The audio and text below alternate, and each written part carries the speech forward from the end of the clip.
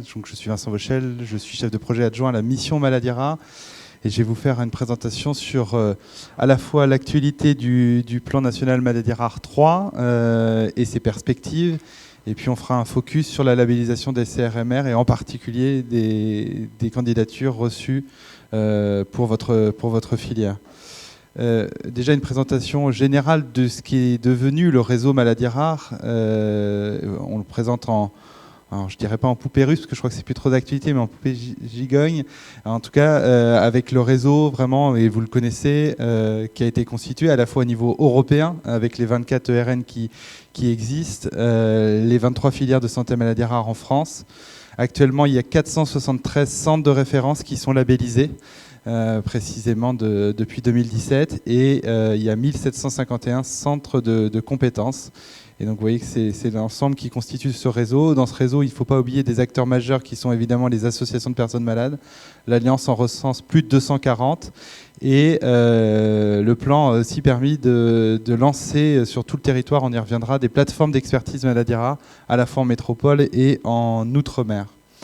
Donc le socle de la maison Maladies Rares, si on peut parler comme ça, c'était évidemment d'orienter via les centres, de coordonner, et c'est le rôle des filières. Et dans la labellisation, évidemment, les filières sont fortement impliquées. Et puis, il y a un enjeu majeur, le partage de la donnée, le partage de la data et évidemment la BNDMR comme acteur crucial de cet enjeu-là. On va y revenir d'ailleurs spécifiquement. Il y a eu des appels à projets qui ont été lancés par le plan sur les PNDS et sur les ETP. Et on verra sur le focus Firando que la filière a répondu fortement présente sur ces appels à projets. Et évidemment les projets de recherche qui sont majeurs dans votre filière et pour l'ensemble du plan. Là, c'est juste pour vous rappeler que le troisième plan, il est porté évidemment par le ministère de la Santé, mais pas que. Il est aussi porté en interministériel puisqu'il est porté également par le ministère de la Recherche et de l'Innovation, et également avec des acteurs que sont avisants pour notamment le plan France Médecine Génomique pour les plateformes de génomique, donc, et même par des directions qui sont transversales au ministère, la sécurité sociale, la cohésion sociale. Donc voilà, il y a 55 actions qui sont réunies actuellement dans 11 axes dans ce plan. Donc on verra, on parlera après des perspectives sur un potentiel quatrième plan maladies rares. Mais avant de parler d'un quatrième plan, il faut parler de l'évaluation de ce troisième plan. Et puis vous aurez évidemment à disposition ce diaporama, mais il y a un rapport d'activité qui est public chaque année et qui est issu de vos travaux et qu'on constitue des 23 filières de santé maladies rares. Donc il y a un lien sur lequel vous pouvez le retrouver sur Internet, le rapport d'activité des filières, de chacune des 23 filières. On parlait des plateformes d'expertise, donc vous voyez, il y a eu 2 appels à projets. Il y en a eu d'abord 10 plateformes en métropole, puis un second appel à projet, parce qu'on s'est rendu compte qu'il y avait certains manques dans le territoire, donc il y a eu 9 nouvelles plateformes. Donc maintenant, il y en a 19 exactement sur le territoire métropolitain qui sont représentées là sur cette carte de France. Et il y a les 4 plateformes de coordination en Outre-mer, en Guyane, Réunion, Mayotte, Guadeloupe et Martinique. Donc c'est des acteurs évidemment qui ont un rôle important et qui ont un rôle de soutien dans les actions des acteurs, que ce soit les filières, les centres et les acteurs surtout du territoire. Elles ont une vocation vraiment de faire le lien sur un territoire régional. Donc c'était leur première grande mission, entre guillemets, de faire le lien avec les assos, avec les établissements, qu'ils soient d'ailleurs sanitaires ou médico-sociaux. Le deuxième appui, et elles ont eu un appui important là dans l'actualité récente avec la labellisation des centres, donc dans le soutien évidemment au remplissage et à la compilation des dossiers de labellisation. Soutien aussi plus RH, si on peut dire, dans le recrutement aussi, notamment d'ARC ou de Tech, et puis pour remplir la campagne pyramide qui est demandée chaque année. Puis une troisième grande mission, c'est une soutien, je le disais, au centre, notamment dans l'appui logistique, la coordination des projets, que ce soit des projets de recherche, des projets que sont menés par les centres, et l'implémentation de Bamara et la formation à Bamara auprès des acteurs. Sur le plan France Médecine Génomique, une diapositive pour vous montrer qu'il y a une articulation entre le plan maladies rares et évidemment entre les actions du PFMG, et donc notamment sur les RCP d'amont et les RCP d'aval, qui sont évidemment depuis le PFMG implémentés. Le PNMR3 a aussi permis de lancer l'Observatoire du diagnostic donc pour chacune des 23 filières, et la constitution avec la BNDMR aussi d'une base de données pour justement les personnes, les patients en impasse de diagnostic. Donc il y a évidemment une action forte qui est menée sur cet axe-là, avec la construction d'un set de données minimum en cours, un set de données minimum sur la génomique. Donc ça, c'est évidemment une action à poursuivre. Et l'action aussi sur les conseillers en génétique et sur les assistants de prescription. Le plan Maladies Rares avait permis de financer 23 postes d'assistants de prescription. On va être porté à plus d'une cinquantaine maintenant et porté par le PFMG. Pour le coup, ça a été repris, puisque vous savez qu'ils sont partagés entre maladies rares et recherche sur la génomique. Maladies rares et cancer, pardon. Maladies rares et cancer, évidemment. Et puis, et je le disais, il y a eu une harmonisation des parcours de diagnostic, et là, vous y avez fortement aussi contribué avec l'élaboration. Alors quand on somme l'ensemble des PNDS, on est à plus de 280, et vous verrez, on fera un focus sur Firendo, sur ceux qui ont été retenus et publiés. Ça, c'est pour vous donner une idée du volume financier de l'actuel plan. Il était à la base au global de 147 millions. Il a été revalorisé depuis 2 ans, en fait, depuis les accords du Ségur de la santé, puisqu'il y a des recrutements qui sont faits, évidemment. Donc il a été revalorisé quasiment à 160 millions d'euros par an. Et la grande partie, les 90% de ce montant est dédié au centre de référence. Vous voyez, c'est 130 millions. Et si on regarde spécifiquement pour la filière Firendo, vous voyez que c'est 5,7 millions d'euros qui ont été délégués pour l'ensemble des centres de référence maladies rares de la filière. Sur la partie filière, c'est quasiment 14 millions d'euros qui sont délégués. Et pour Firendo, c'est 551 000 euros qui ont été délégués là en mars 2022. Ces 2 blocs, on essaye, et on le fait toujours d'ailleurs, on le délègue en tout début d'année, donc c'est-à-dire en mars, au printemps, pour que l'argent il arrive à destination des établissements et évidemment à destination des centres et des filières concernées. Donc ça, c'est on délègue plus de 90% de l'enveloppe dès le début de l'année. Sur la partie droite, c'est le soutien justement aux appels à projets et aux actions du plan. Il y a évidemment un montant qui est dédié aux plateformes, un montant qui est dédié à la BNDMR, et il y a un montant qui est dédié, on va dire, à l'appui à l'expertise. Donc c'est là où on retrouve les PNDS, les ETP, les ERN français et notamment les outils de RCP. Et ça, c'est plutôt de l'argent qu'on délègue soit en octobre, soit là en toute fin d'année, en décembre, pour d'ailleurs avoir en décembre la possibilité de report d'un certain nombre d'actions sur l'année d'après. Alors quand on parlait de focus, voilà un focus sur Firendo. Alors ça, c'est le premier appel à projet PNDS. Vous avez déposé, en tout cas 7 PNDS ont été publiés. Donc on les a financés en 2 vagues, mais ça fait quasiment 200 000 euros pour votre filière. Donc vous les avez listés là.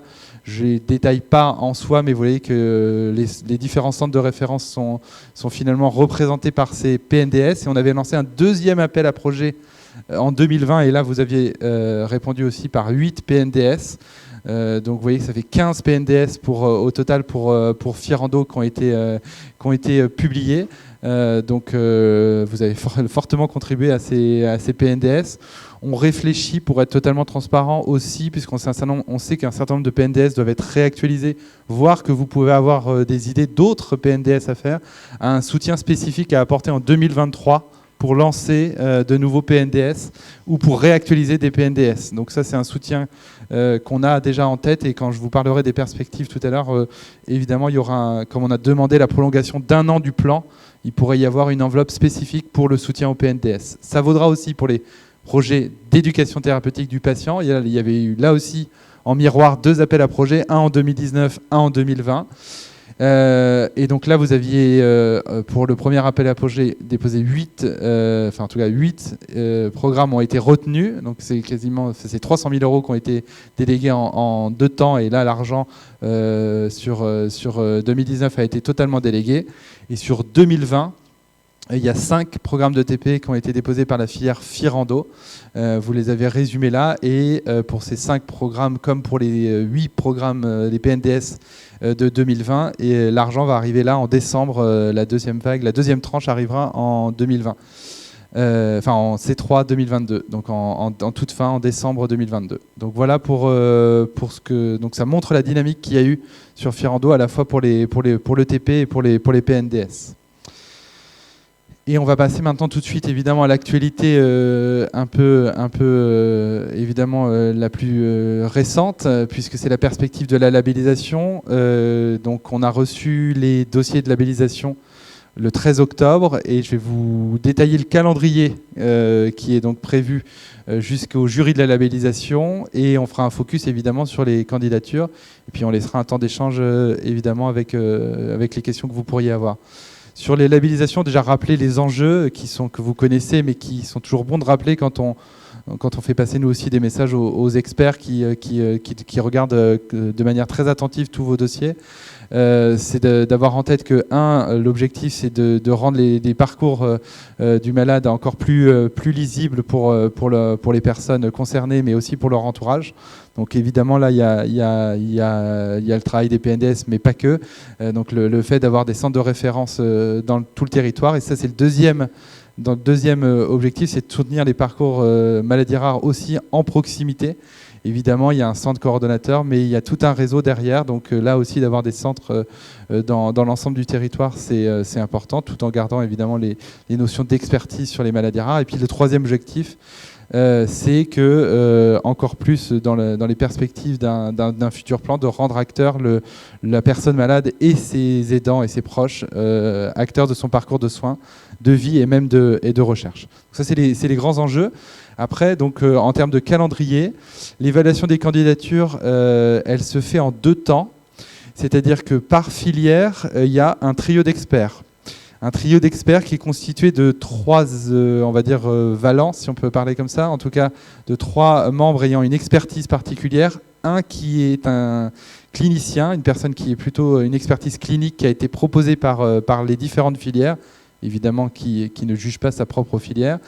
La deuxième personne qui a été proposée par le ministère de la Recherche, c'est un chercheur ou un enseignant-chercheur qui va regarder évidemment plutôt la partie recherche des dossiers de labellisation.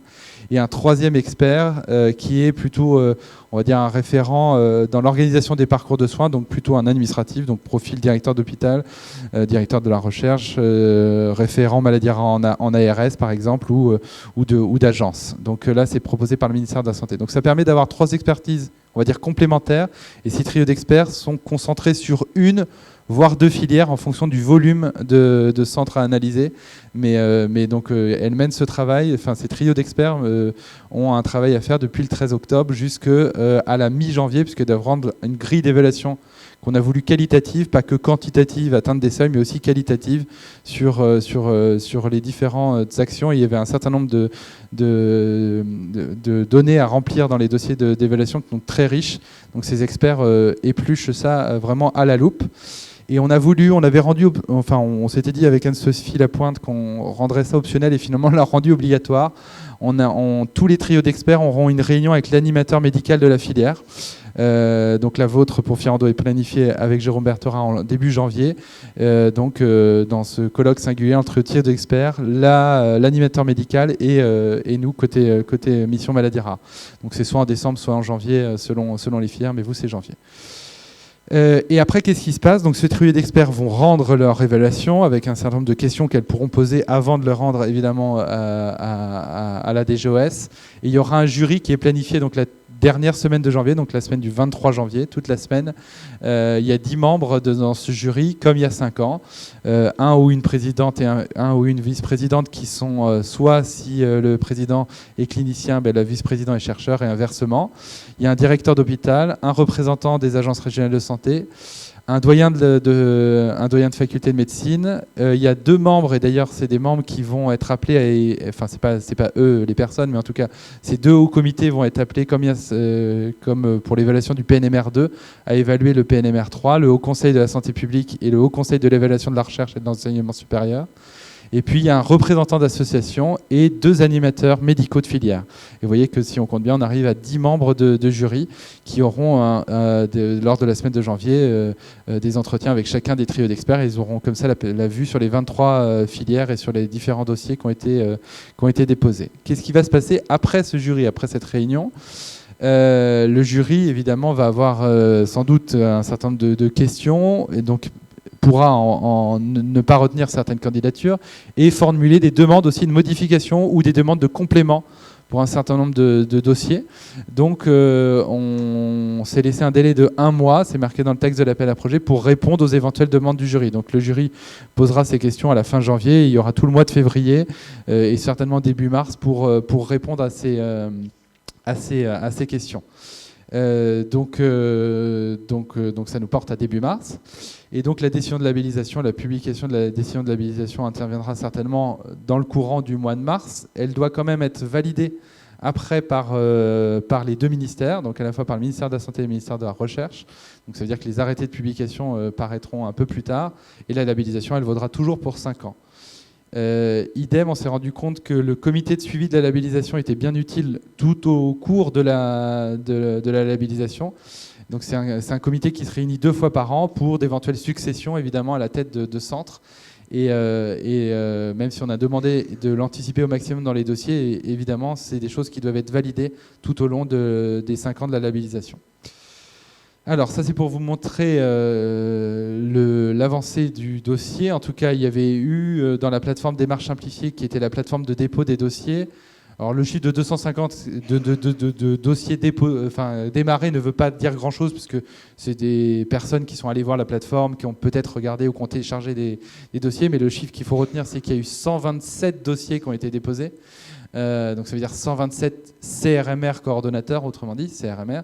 Et actuellement, il y en a 109 actuellement labellisés. Donc vous voyez, on serait à plus 18 CRMR voilà, en tant que tel. Mais évidemment, il y a un certain nombre de centres constitutifs ou centres de compétences qui sont nouveaux. Et ces chiffres-là, autant je peux vous le dire pour votre filière, je n'ai pas le droit de les communiquer ici, en tout cas, pour l'ensemble des dossiers. Mais en tout cas, ça vous donne une idée à peu près du volume global. Et si on fait le focus sur les candidatures donc pour votre filière, et on aura un focus après géographique. En 2017, il y avait 7 CRMR labellisés. Il y a 2 nouvelles candidatures pour Firando. Donc ça porterait à 9 CRMR. En tout cas, il y a 9 candidatures. En termes de constitutifs, il y a actuellement 14 labellisés et 19 candidatures. Et en termes de centre de compétences, vous voyez, vous étiez à 174 et on a recensé 193 candidatures de centre de compétences. Donc plus 7 en termes de CRMR qui soient coordonnateurs ou constitutifs. Alors si on regarde les différentes candidatures, on a mis une étoile quand c'était une nouvelle candidature. Donc on commence par les nouvelles candidatures et celles qui existaient précédemment. On va essayer de poursuivre ce travail d'analyse en mettant aussi, pour les experts, là où les centres aussi sont nouveaux. On ne l'a pas encore fait, mais on va le faire. On est reparti des cartes que vous avez faites, on les a un petit peu travaillées. Mais voilà, on va essayer de poursuivre ce travail d'analyse. Mais déjà, ça vous donne une idée. Donc, une candidature sur l'anorexie mentale à début précoce, qui serait coordonnée par Robert Debré, avec un centre coordonnateur donc par Robert Debré, et donc 10 centres de compétences que vous voyez là représentés sur les cercles en bleu. Il y a une deuxième nouvelle candidature. Alors, j'ai toujours du mal à dire le nom de la maladie, mais dyslipidémie rare, voilà. Donc porté là par Marseille, et avec 8 centres de compétences que vous voyez là représentés sur les différentes régions concernées. Donc voilà les 2 nouvelles candidatures, et aussi l'outre-mer qu'il ne faut pas oublier, parce qu'il y aurait un centre de compétences à La Réunion. Sur les candidatures qui existaient, mais il y a certainement des centres nouveaux, et c'est là qu'on n'a pas encore, nous, côté des JOS, porté l'analyse, mais évidemment les experts l'ont bien en tête. Donc sur développement génital du fœtus à l'adulte, centre qui existait, donc coordonné à Montpellier, avec 3 constitutifs et 23 compétences. Le CRMR maladie endocrinienne rare de la croissance et du développement, coordonné par Robert Debré, avec 5 constitutifs et 24 compétences. Voilà. Et 5e candidature, maladie rare de la surrénale, portée par Cochin, avec 2 constitutifs et 32 compétences. Je passe vite, mais évidemment, vous les connaissez sans doute, mais on pourra revenir. Sur CRMR maladie rare de l'hypophyse, le coordonnateur serait Marseille, 3 constitutifs et 27 compétences. Voilà, ça vous donne un peu une idée du volume par CRMR. Pathologie gynécologique rare, portée là pour le coup par Necker, avec 3 constitutifs et 20 compétences. Voilà. 8e candidature, donc pathologie rare de l'insulinosécrétion et de l'insulinosensibilité portée par Saint-Antoine. 3 constitutifs et 23 compétences. Alors, je ne sais pas si on voit bien les couleurs à l'écran à chaque fois, mais c'est en vert les constitutifs. Ça ne ressort pas beaucoup à l'écran. Et les 9, la 9e et la dernière candidature sur thyroïde et récepteurs hormonaux, portée par Angers, avec uniquement, je crois, des centres de compétences, si je ne dis pas de bêtises. Voilà. Donc voilà pour les 9 candidatures, 24 centres de compétences, c'est ça. Voilà pour les 9 candidatures reçues. Donc c'est sur lesquelles les trios d'experts planchent actuellement. Et comme je disais, il y aura un entretien début janvier avec Jérôme Berthora et ce trio d'experts. Et pour finir, et pour laisser la place aux questions, sur les perspectives du plan, donc le PNMR 3, normalement, il devait se terminer là, en décembre 2022. On a demandé le temps de l'évaluer, un an de prolongation de ce plan, ce qui avait été fait aussi il y a 5 ans. Donc là, on est en saisine des 2 hauts comités. Donc il y aura une phase d'évaluation en 2023 ce plan, le temps de préparer. Et on a déjà préparé les esprits, nous, en interne. Hein, le cabinet du ministre est déjà au fait que sur le soutien d'un PNMR 4, il faudra qu'il y aura un lancement de ce PNMR 4. L'arbitrage politique n'est pas encore officiellement pris, mais on a bon espoir avec Anne-Sophie qu'évidemment il y ait un 4e plan maladie rare. Et donc dans les perspectives du 4e plan, ce qu'on a listé là, mais on est preneur de toutes les bonnes idées, on sera preneur de toutes les bonnes idées, il y a évidemment encore des enjeux à remplir pour un 4e plan. 3 grands enjeux déjà identifiés: l'articulation avec les territoires, que ce soit au niveau français mais également au niveau européen. Voilà, Anne-Sophie se rend très souvent soit à Bruxelles, soit à Luxembourg pour les questions européennes, et notamment d'une action conjointe sur les ERN et sur le développement des ERN sur l'ensemble des pays européens. Donc il y a un enjeu européen, mais il y a un enjeu évidemment aussi, nous, en France, sur une plus grande articulation, notamment ville-hôpital. Comment on articule le travail qui est fait par les CRMR, et puis comment on articule ce travail avec la médecine de ville notamment. Donc voilà, évidemment, il y a un enjeu certainement là à couvrir. L'articulation avec des RCP qui existent, mais des RCP encore à développer en région et au niveau national et européen. Et évidemment de garantir un accès équitable à un diagnostic plus précoce en France, mais aussi à l'échelle européenne. Donc ça, c'est un enjeu pour le 4e plan. C'était déjà un enjeu pour le 3e, mais ce sera certainement pour un futur plan un enjeu, c'est le renforcement de l'axe diagnostic. Donc là, les actions qu'on a présentées sur le PFMG sont évidemment et seront toujours d'actualité. Et puis un dernier et non des moindres axes, qui est l'accès à de nouveaux traitements et à l'innovation, et notamment sur le partage de la donnée et de la collecte de données en vie réelle. Ça aussi, on y tient particulièrement pour l'accès à l'innovation et aux nouveaux traitements. Et notamment sur l'Observatoire des traitements qui s'est mis en place et auquel vous contribuez fortement également. Voilà pour, évidemment, il y aura d'autres enjeux dans le PNMR 4, mais c'est un peu ceux qu'on a déjà listés, et on attend l'évaluation du PNMR 3 avant de dessiner du futur plan. Voilà pour cette présentation, et je suis évidemment à disposition pour d'éventuelles questions.